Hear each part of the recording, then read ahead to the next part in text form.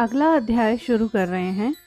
ऋषिगण बोल रहे हैं, जगत को उत्पन्न करने वाली काली किस प्रकार पर्वतराज हिमालय की पुत्री पार्वती हुई। दाक्षायणी ने अपने शरीर को छोड़कर कैसे शिव को पति के रूप में प्राप्त किया। उसने पिनाकी के अर्ध शरीर तत्व को कैसे प्राप्त किया। हम पूछने वालों से यह भली भांति कहिए। इस पर मार्कंडेय जी बोल रहे हैं, हे मुनिगण, प्राचीन काल में दक्ष की पुत्री सती देवी जिस प्रकार पर्वत पुत्री पार्वती हुई तथा जैसे उन्होंने शिव के अर्धांग को प्राप्त किया, उसे अब आप सुनो। प्राचीन काल में जब दक्ष की कन्या देवी सती ने अपने शरीर का त्याग किया, तभी वह मानसिक रूप से हिमालय पर्वत व मेनका को प्राप्त हुई थी। दक्ष कन्या सती ने हिमालय पर्वत पर शिव के साथ विहार किया था। उस समय मेनका उनकी सहायिका हुई थी। उन्हीं की पुत्री हों, यह मन में ध्यान कर देवी ने प्राण छोड़े, तब वह हिमालय की पुत्री हुई। जिस समय दक्ष पर क्रोध करके प्राचीन काल में दक्ष पुत्री सती ने प्राणों को छोड़ा था, उसी समय मेनका देवी ने उस शिवा की आराधना करने की कामना व्यक्त की थी। जो शिवा महामाया है, जगत का पालन करने वाली है, योग निद्रा सनातन स्वरूपा, सभी प्राणियों को मोहने वाली तथा स्वर्गस्थ देवताओं की शरण स्थली। वे मेनका देवी भगवती की आराधना हेतु अष्टमी को उपवास कर नवमी तिथि को मोदक के नैवेद्य, चूर्ण, खीर, गंध, पुष्प आदि से पूजन करती। इस प्रकार से उन्होंने चैत्र मास से आरंभ कर 27 वर्षों तक प्रतिदिन संतान की इच्छा से पतिव्रता पूर्वक भली भांति पूजन किया।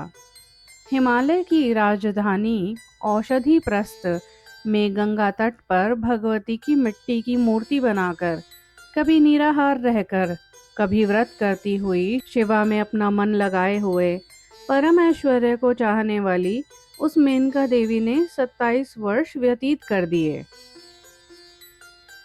इस प्रकार आराधना करते हुए 27वें वर्ष के अंत में जगत माता जगत रूपिणी प्रसन्न हुई तथा प्रत्यक्ष हो बोली, हे देवी मेनका, तुमने पहले जो कुछ प्रार्थना किया है वह सब अब मुझसे प्रार्थना करो।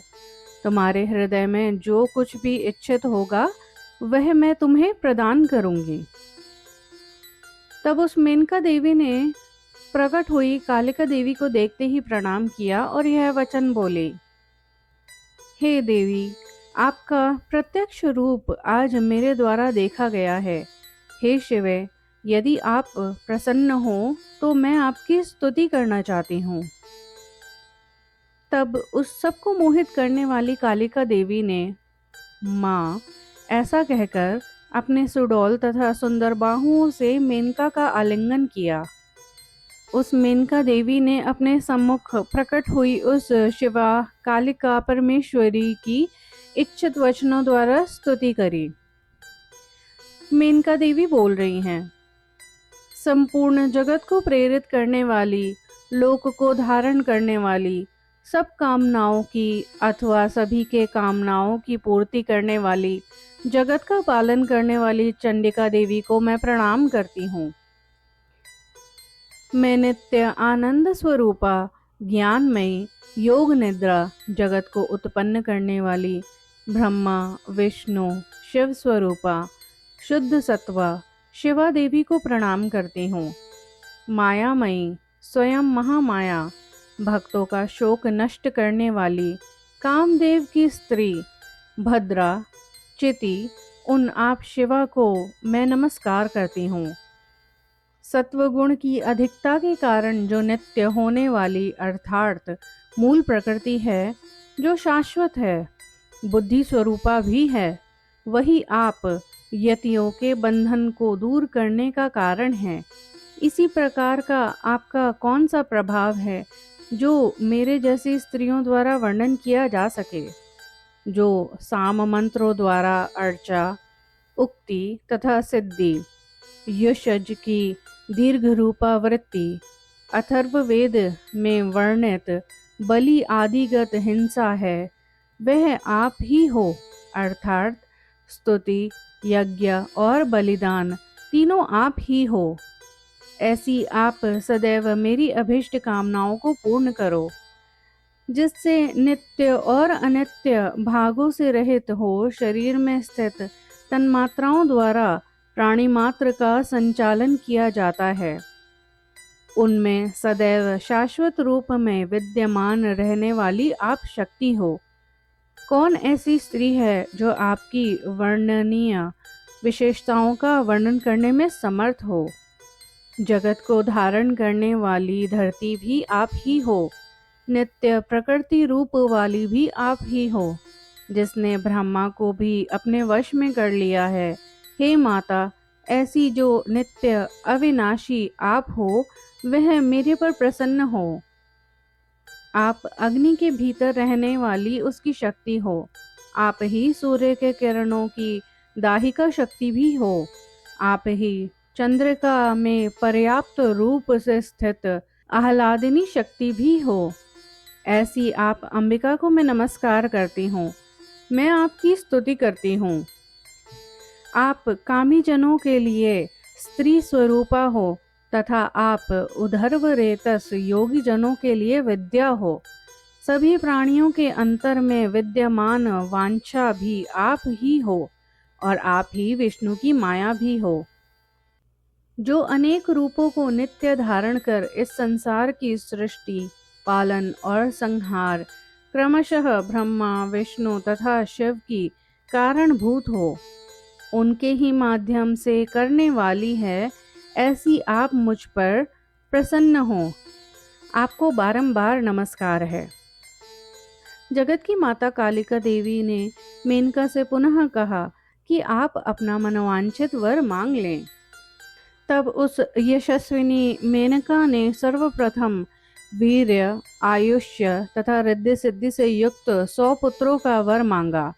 तत्पश्चात तीनों लोकों में दुर्लभ, दोनों कुलों को आनंदित करने वाली, गुणों से युक्त, सुंदर रूप वाली एक पुत्री का भी वर मांगा। भगवती ने मुस्कुराते हुए मुनियों के समान आभा वाली मेनका से उसके मनोरथ को पूर्ण करती हुई कहा।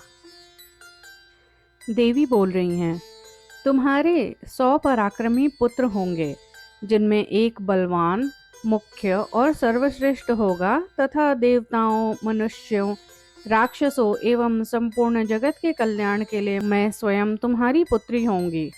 तुम सदैव अपने संतानों को सुखपूर्वक जन्म देने वाली तथा पतिव्रता होगी। तुम बहुत प्रजावती होने पर भी अपने मुख कभी न मलिन पड़ने वाले रूप से युक्त सुंदरी होगी। ऐसा कहकर जगत का पालन करने वाली कालिका देवी वहीं अंतर्धान हो गई तथा मेनका ने भी प्रसन्नता को प्राप्त कर अपने निवास स्थान में प्रवेश किया। समय आने पर मेनक नामक उत्तम पर्वत को, जो आज भी अपने पंखों के सहित समुद्र के भीतर निवास करता है तथा देवेंद्र से स्पर्धा करता है, सती मेनका देवी ने जन्म दिया। उस सती मेनका देवी ने महान पराक्रमी, महान सत्व से युक्त, सभी गुणों से संपन्न अन्य 1,199 पुत्रों को क्रमशः जन्म दिया। वह जगन्मयी योग निद्रा कालिका, जिन्होंने अपने सती रूप को पहले ही छोड़ दिया था, जन्म ग्रहण करने के लिए मेनका के यहाँ गई तथा समय के अनुरूप वह शिवा मेनका के गर्भ से उसी प्रकार उत्पन्न हुई जैसे लक्ष्मी समुद्र से उत्पन्न हुई थी। चंद्रमंडल से अद्भुत आकाश गंगा की भांति वसंत ऋतु में चैत्र महीने की नवमी तिथि को उत्तम नक्षत्र और योग में अर्धरात्रि में कालिका देवी पार्वती रूप में उत्पन्न हुई। उनके उत्पन्न होते ही दिशाएं प्रसन्न हो गई। सब ओर शुभ, सुगंधित, गंभीर तथा अनुकूल वायु बहने लगी। पहले फूलों की, तत्पश्चात जल की वर्षा होने लगी। अग्नियां शांतिपूर्वक जलने लगी। घने बादल भी गंभीर गर्जना करने लगे। उनके जन्म लेते ही सभी कुछ स्वस्थ हो गया। नीले कमल की पहाड़ियों के समान रंगों वाली उन कालिका देवी को उत्पन्न हुआ देखकर उन मेनका देवी ने अत्यधिक प्रसन्न हो आनंद का अनुभव किया। उस समय देवताओं ने बारंबार प्रसन्नता का अनुभव किया तथा अंतरिक्ष में स्थित गंधर्व एवं अप्सराओं के समूहों ने स्तुति की। अन्नप्राशन के दिन उस नील कमल की पंखुड़ियों के समान श्याम रंग वाली अपनी पुत्री का नाम हिमालय ने काली ऐसा रखा। वह पर्वत पुत्री अपने समस्त बांधवों द्वारा कालिका, पार्वती तथा गिरिनंदिनी आदि नामों से पुकारी गई। जिस प्रकार वर्षा ऋतु में गंगा तथा शरद ऋतु में चांदनी बढ़ती है, उसी प्रकार वह कल्याणकारिणी काली भी पर्वतराज हिमालय के घर में बड़ी होने लगी। चंद्रबिंब की कला की भांति वह सुंदर अंगों वाली प्रतिदिन बढ़ती हुई काली अत्याधिक सुंदरता को प्राप्त करने लगी। वह कालिका बाल भाव को प्राप्त कर अपनी सखियों के साथ प्रसन्नता पूर्वक उसी प्रकार क्रीड़ा करती जैसे नदियों के बीच बड़ी हुई कालिंदी यमुना शोभायमान होती है। वर्षा ऋतु में जैसे काली घटा अपने आप बढ़ती है, उसी प्रकार उन देवी ने पूर्व जन्म से वश में किए हुए षड्गुणों के विकास को स्वयं प्राप्त किया। उन देवी ने अपने गुणों से देवकन्याओं को, रूप से अप्सराओं को तथा गायन से सभी गंधर्व कन्याओं को जीत लिया। वह कल्याणी बाल्यावस्था में ही निरंतर अपने बंधुओं में प्रिय हो गई। उन्होंने अपने गुणों से अपने बंधु वर्ग माता पिता को संतुष्ट कर लिया। वे जगन माता नित्य अपनी माता की स्तुति तथा पिता के पूजन में भाइयों के सहित सदैव तत्पर रहती थी।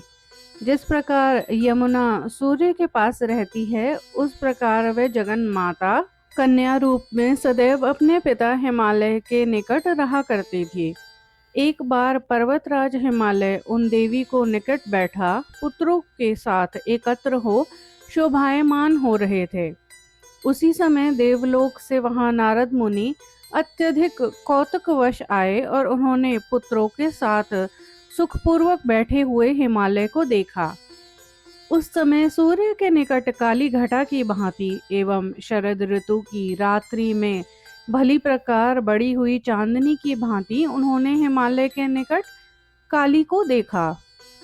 नारद मुनि ने हिमालय पर्वत द्वारा पूजित होने के पश्चात आसन ग्रहण करा और सबसे पहले पर्वतराज का समाचार पूछा। समाचार जानने के पश्चात वाक्य रचना में निपुण नारद मुनि ने उनकी प्रसन्नता बढ़ाते हुए ये वाक्य कहे। हे पर्वतराज, तुम्हारी यह कन्या रुचिवश चंद्रमा की पहली कला की भांति बढ़ने वाली तथा सभी लक्षणों से युक्त है। यह सदाशिव के अनुकूल रहने वाली उनकी पत्नी होने वाली है। यह तपस्या करके उनके चित्त को वश में करेगी। वे भी इसे छोड़कर किसी अन्य से पत्नी के रूप में विवाह नहीं करेंगे। इन दोनों में जैसा प्रेम होगा वैसा किन्हीं दो प्राणियों में नहीं होगा। न ऐसा प्रेम हुआ है, न होगा, न इस समय कोई है। इनके द्वारा देवताओं के बहुत से कार्य किए जाएंगे। हे पर्वतों में श्रेष्ठ, इसी से संयुक्त हो शिव अर्धनारीश्वर बनेंगे और इन दोनों में अमृतात्मा चंद्रमा एवं उसकी चांदनी की भांति परस्पर सौहार्द होगा। यह तपस्या से शिव को संतुष्ट कर सुवर्ण के समान गोरी, सुवर्ण के समान आभा वाली होकर शिव के शरीर के आधे भाग को अपना आश्रय बनाएगी। तुम्हारी यह काली नामना पुत्री विद्युत के समान गौरवर्णा हो जाएगी। तत्पश्चात यह गौरी नाम से प्रसिद्धि को प्राप्त करेगी। तुम इसे किसी अन्य को देने का मन मत बनाना। यह देवताओं की अपनी योजना है, इसे प्रकाशित नहीं करना। देवर्षि नारद के इस प्रकार के वचनों को सुनकर चतुर हिमवान ने उन मुनि के प्रति ये वचन कहे।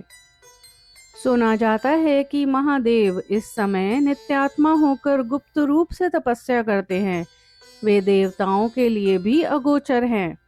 हे देवर्षि, वह जो ध्यान मार्ग से स्थित हो, अपने मन को परब्रह्म में अर्पित किए हुए हैं, अपने लक्ष्य से कैसे भ्रष्ट होंगे? मुझे इसमें महान संशय है। वे सभी स्थानों पर अपने अंतर में ही प्रदीप की कालिका के समान स्वयं प्रकाशवान, अविनाशी परब्रह्म को देखा करते हैं, न कि बाहर देखते हैं। हे द्विज, किन्नरों के मुख से ऐसा नित्य सुना गया है, उस प्रकार से अपने अंतः में ही आसक्त शिव कैसे भ्रमित किए जा सकेंगे? विशेष रूप से यह सुना जाता है कि प्राचीन काल में शिव ने दाक्षायणी के साथ कोई अनुबंध किया था। वह मेरे द्वारा कहा जाता है, उसे आप सुनिए। हे दाक्षायणी, हे सती प्रिये, तुम्हारे बिना मैं किसी अन्य स्त्री को पत्नी के रूप में स्वीकार नहीं करूंगा। यह मैं तुमसे सत्य ही कह रहा हूँ। सती से उन शिव ने पहले ही ऐसा अनुबंधन किया है, अब उसके मरने पर वह कैसे अन्य स्त्री को ग्रहण करेंगे? इस पर नारद बोल रहे हैं, हे गिरिराज, तुम्हारी कन्या तुम्हारे द्वारा चिंता करने योग्य नहीं है। ये शिव के लिए स्वयं सती ही उत्पन्न हुई है, इसमें कोई संशय नहीं है। ऐसा कहकर देवर्षि नारद ने जिस प्रकार सती मेनका के गर्भ से उत्पन्न हुई थी, वह सब हिमालय पर्वत से कह दिया। जब पहले का वह सब वृतांत हिमालय पर्वत ने नारद मुनि के मुख से अपने पुत्रों एवं पत्नी के सहित सुना, तब वह संशय रहित हो गए। काली नारद के मुख से उस कथा को सुनकर लज्जा से अधोमुखी हो गई तथा मुस्कान से उनके मुख फैल गए।